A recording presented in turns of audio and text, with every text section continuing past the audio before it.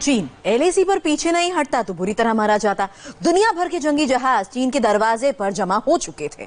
इस वक्त भी चीन से कुछ 100 किलोमीटर दूर अमेरिका के 2 सुपर कैरियर तैनात हैं और उनके साथ है पूरा कैरियर बैटल ग्रुप, जिसकी फायर पावर इतनी ज्यादा है कि ये दुनिया में किसी भी नौसेना से मुकाबला कर सकते हैं। चीन इसे लेकर बहुत ज्यादा दबाव में है, क्योंकि ऐसा बहुत कम होता है जब अमेरिका एक साथ 2 न्यूक्लियर एयरक्राफ्ट कैरियर कहीं तैनात करे। ऐसा उसने इराक और अफगानिस्तान में जंग के दौरान किया था।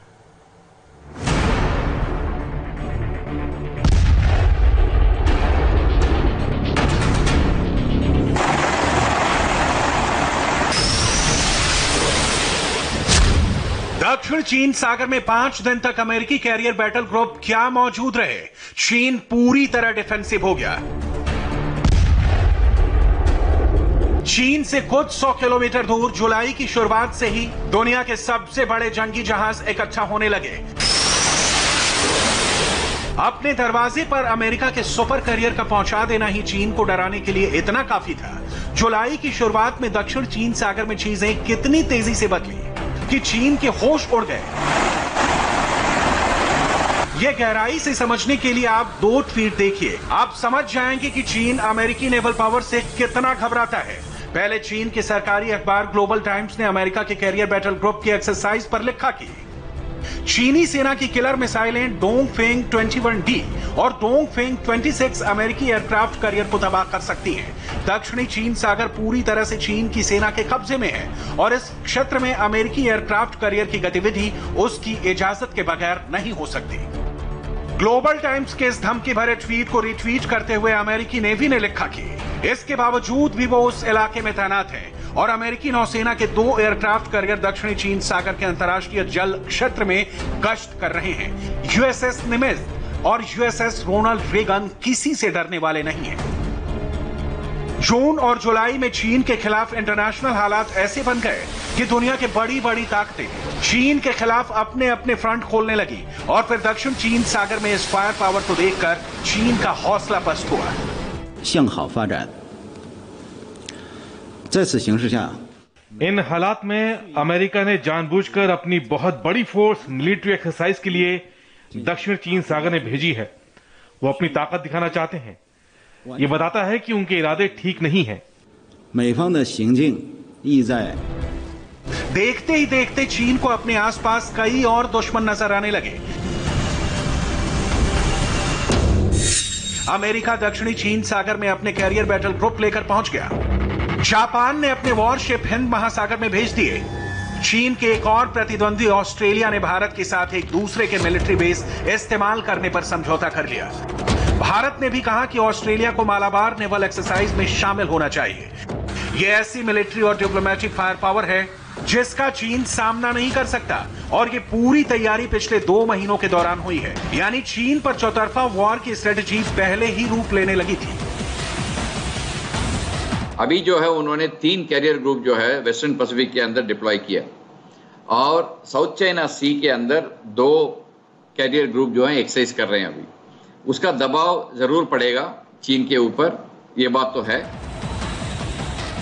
जो चीन एलएसी पर जंग का एपी सेंटर तैयार कर रहा था, अब वो समंदर में डिफेंसिव हो गया है, क्योंकि लद्दाख में युद्ध का एपी सेंटर अब 4000 किलोमीटर दूर दक्षिणी चीन सागर में ट्रांसफर हो गया है।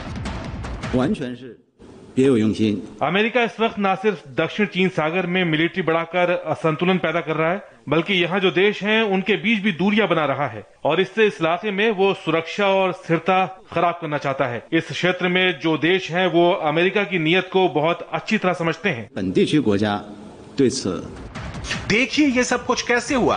5 मई को जब लद्दाख में भारत और चीन की फौजें आमने सामने हुई थी, तब एलएसी के 3 मोर्चे यानी गलवान, पैंगोंग और घोघरा पोस्ट पर टेंशन हाई थी।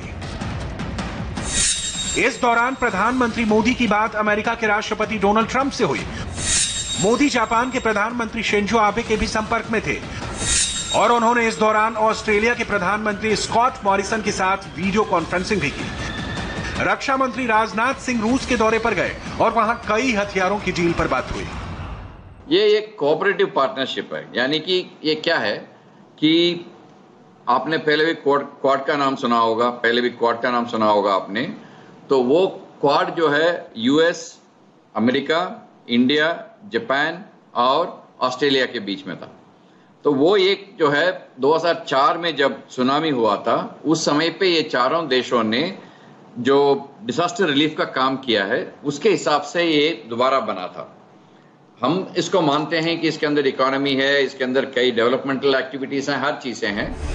जाहिर है भारत की तरफ से हर मोर्चे पर तैयारी की जा रही थी, जबकि चीन लद्दाख के साथ पीओके में पाकिस्तान की मदद से नया फ्रंट खोलने की तैयारी कर रहा था, जहां पाकिस्तान ने स्कार्दू एयरबेस पर अपने JF-17 जहाज तैनात कर दिए और खबर आने लगी कि चीन भी अपने J-10 फाइटर जेट स्कार्दू भेज सकता है। दरअसल चीन ने लद्दाख के साथ खुद को भी कई मोर्चों पर उलझा लिया।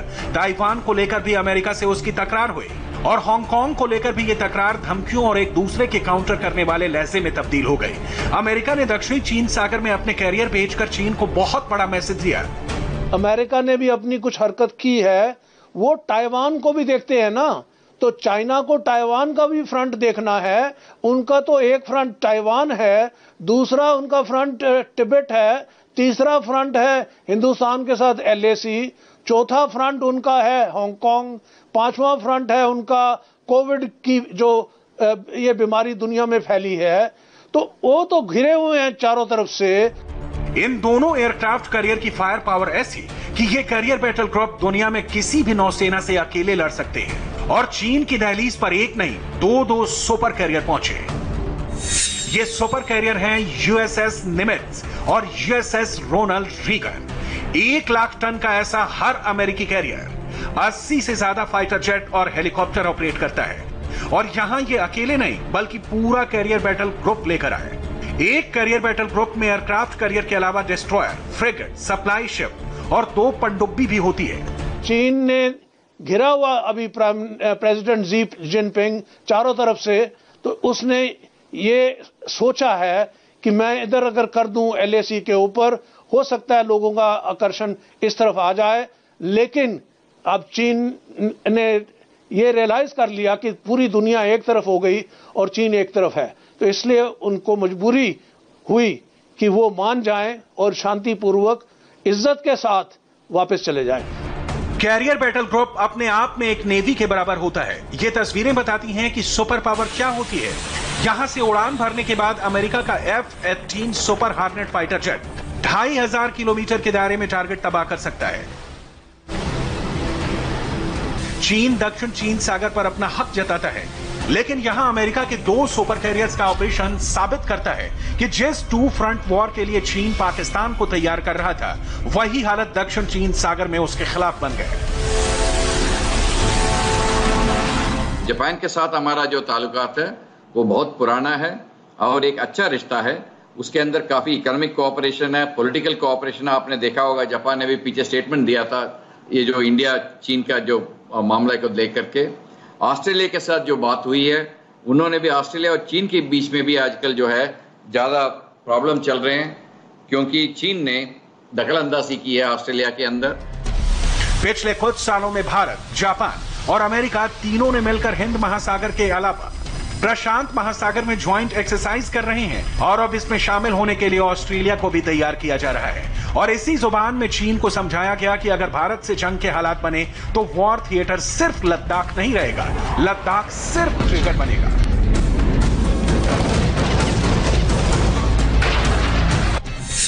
और फिर वॉर एपिसेंटर लद्दाख से 4000 किलोमीटर दूर दक्षिण चीन सागर बन जाएगा। लद्दाख के बाद अब साउथ चाइना सी इलाका दुनिया की सबसे संवेदनशील जगह बनी हुई है। चीन को संदेशा देने के लिए कई तरीके होते हैं। मिलिट्री एक है, इकोनॉमिक दूसरा है, डिप्लोमेसी तीसरा है और चौथा ये जो संधियां बनाई हैं हमने कई देशों के साथ, तो वो भी शांति के लिए है कि पूरे साउथ एशिया में शांति रहे और इंडो पैसिफिक रीजन में शांति रहे। इधर लद्दाख में भारत ने चीन को रोकने के लिए पूरी फोर्स लगा दी और ऐसे में शी जिनपिंग को यह एहसास हो गया कि अगर जंग हुई तो घाटा सिर्फ और सिर्फ चीन को होगा।